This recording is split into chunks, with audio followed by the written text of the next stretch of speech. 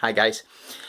When I did my video last week, one of the members of the group, Angela, said it was interesting to see what books I had on my shelves. So I thought that was actually a great idea, and today I'm going to show you what books I've got on my shelves, and you can also see my CD collection as well. So some of these books I've still to read. They're on my TBR list, but a lot of them I've already read, and all the CDs have been listened to multiple times. So without further ado, let's have a wee look. Okay, so I'm trying to angle this round so you can actually get a good view of it. So it's very eclectic and wide-ranging, my book collection, much like my CD collection. Kim Stanley Robinson, I'm a big admirer of his. Classic British horror author James Herbert, another one, Clive Barker. Obviously the likes of Dean Koontz and Stephen King. Everybody's got to have them in their collection. My all-time hero, Robert McCammon. I just think he's, as I've said many times, I just think he's a wonderful writer. And we will go down a shelf here, and Ira Levin, obviously not zombies, but he's certainly a great writer in general, but a horror author of some magnitude as well. Rosemary's Baby is absolutely terrifying. The Prince by Machiavelli. Well, anybody who knows me will know why I've got that. This one, Zombie Road 2, by my friend David Simpson. Who is just bringing out number 5. He's fairly prolific at the moment, is David, but that's a great book, as are the others. Some standard post-apocalyptic stuff, not necessarily zombies. How I Live Now, that's an interesting little book. The Drowned World, bit more sci-fi. More Stephen King. James Herbert, Rats. What an absolute brilliant trilogy that was. Absolutely loved that. Still scares the living daylights out of me. The Good Life. Now, here's a book. Helen and Scott Nearing. This is a true story. It's about their lives. It's absolutely brilliant book. It's about this couple who lived self-sufficiently in the 50s and set up a kind of commune thing. It's one of those brilliant books about spectacular people, and I would recommend it to anybody who's interested in self-sufficiency. How to Write a Novel, I'll have to read that someday. Keith Emerson, Pictures of an Exhibitionist, my hero Keith. So sad when he passed away. Gene Simmons, one of my other heroes. My friend Gary Jordan, that was his first book, Crescendo. More James Herbert down here. To Kill a Mockingbird, Harper Lee. Some more Dean Koontz. Some more post-apocalyptic stuff. On the Beach, Neville Shute, what a great book that is. The Exorcist. Jack Kilbourne, I love Jack Kilbourne, who I think he goes by J.A. Conrath again now. I think his stuff's been reissued under J.A. Conrath. Scott Siegler, Contagious, that's still to be read actually. Handbook of Homemade Power, because you never really know. Joe McKinney. Robert Harris, Fatherland, what a great book that is. We've got George Orwell, 1984. John Wyndham, The Chrysalids, rather. John Christopher, who I absolutely adore as well. Alex Scarrow, Last Light and Afterlight, they were great books. All about peak oil. Lucifer's Hammer, all-time classic. And The Art of War, Sun Tzu. Postman, David Brin, another all-time classic. And we've got some reference books down here. There's a young adult series, Gone, by Michael Grant, and there were quite a few in that series. Great books, very exciting, a little under the dome-ish Stephen King type of thing. J.L. Bourne, Rhiannon Frater, Jonathan Maybury, more Robert McCammon. Assigned Margaret Atwood, which is very exciting. I love Margaret's work. More Stephen King, more Joe McKinney, more Robert McCammon. Steinbeck, Grapes of Wrath, big Steinbeck fan. I think he's amazing. Bible, it's a great reference book. My favourite book of all time.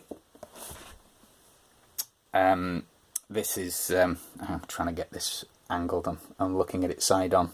This is just an amazing book. Even if it wasn't post-apocalyptic, it would be my favourite book. But I mean, it's just got absolutely everything in it.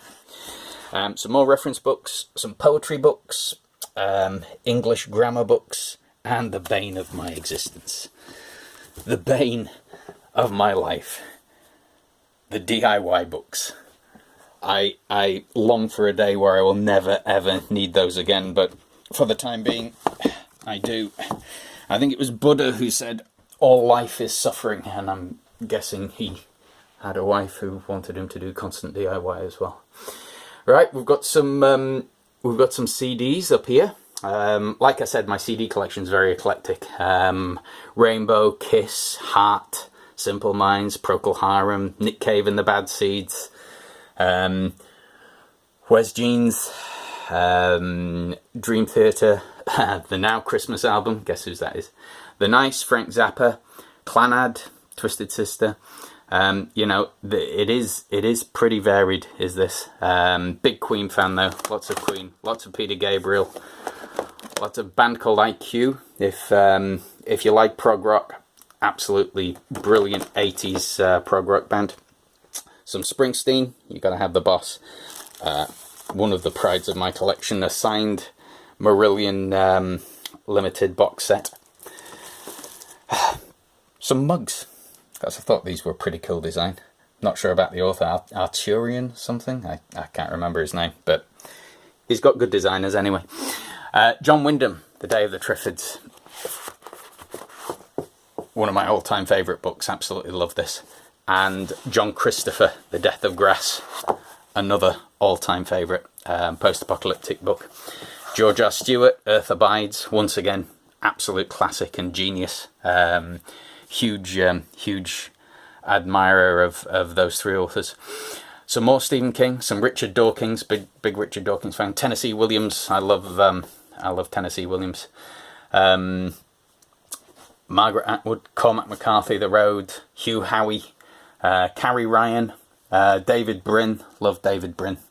More Margaret Atwood, more Jonathan Maberry, and some of my own stuff up here. I appeared in a couple of anthologies, and these are the various releases of my own different covers and that kind of stuff. What we got down here? Passage, Justin Cronin, more Robert McCammon, and more Robert McCammon. And this is a fantastic book, 6 Degrees by Mark Linus. It's not fiction, it's all about global warming, and it explains in detail how we're all going to die. It's fascinating and disturbing at the same time, because it was written several years ago and virtually everything that was predicted by the scientists who were quoted in that book has come true so far. So yep, just wait for 2030, that'll be a laugh. Aldous Huxley, Brave New World, fantastic book. SAS Survival Guide, some useful little tips in there. Some more post-apocalyptic stuff, Gene Hegland, Into the Forest, more Richard Dawkins, more Justin Cronin, some classics, World War Z by Max Brooks, Earth by David Brin, Walking Dead by Robert Kirkman, and more Margaret Atwood. And then we go down again. Right. Canticle for Leibowitz, that's a brilliant post-apocalyptic book as well. More Stephen King, more Robert McCammon, more Kim Stanley Robinson, Guillermo del Toro's The Fall, The Strain Somewhere as well. More Joe McKinney, more John Christopher, Fahrenheit 451, Ray Bradbury, more Kim Stanley Robinson, and more James Herbert. I do love James Herbert, or did, poor guy. More Robert McCammon, SSGB, an alternative history. Down here we've got graphic novels, Walking Dead, lots and lots of Batman. I absolutely love Batman. For those of you who are saying, well, Batman isn't actually a superhero, I dare you to say that to his face. More SAS survival, dangerous book for boys. Yorkshire County Cricket Club. Oh, another pride of mine. Geoffrey Boycott. Huge Jeff Boycott fan, always have been, and this one's actually signed by him as well, somewhere. Where's Jeff's signature? There we go. Best wishes, Geoffrey Boycott. Keep that until the day I die. Right, some more creative DIY, for Christ's sake. Right, Bruce box set, some Portishead, some IQ, Rage Against the Machine, big Rage Against the Machine fan. Lots of King Crimson, some Nirvana, some Rob Zombie, Allman Brothers, Queen, Frank Zappa, Enya, Yes, Genesis, Shakti featuring John McLaughlin, some more Yes, James LaBrie, he's the lead singer with Dream Theater. Got some Iron Maiden, IQ, Greg Lake, ELP, Van de Graaff Generator, Marillion, lots and lots of Marillion. Big Marillion fan, always will be. Ozzy Osbourne, Miles Davis, big jazz fan as well.